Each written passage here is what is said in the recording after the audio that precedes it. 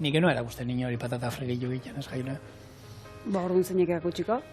Bueno, a ver, sekretua patata frigitu on batzuk egiteko, oliba olioa, kasu hontan bai, oliba olioa patata frigituak egiteko, eta gero niri gustatzen zait, berakatzatal batzuk holan, apurtu eta bertan.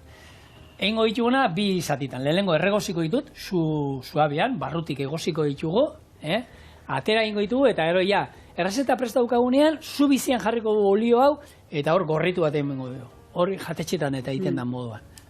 Baina nik uste garrantzitsua hau dela. Oliba, eta berakatza.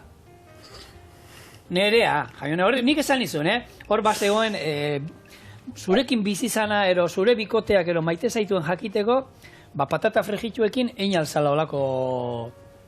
Test bat.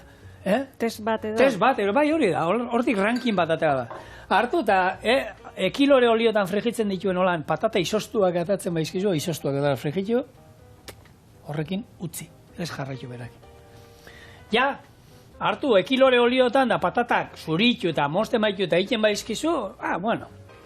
Oliba oliotan frigitzen baizkizu, patata hoiek, suabe, lehenengo eta gero fuerte, berotu bat ematen maia, pertsona horrekin bizi alza betiko.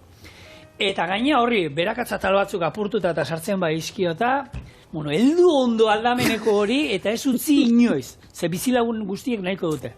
Eta horrekin test on bat egin alda.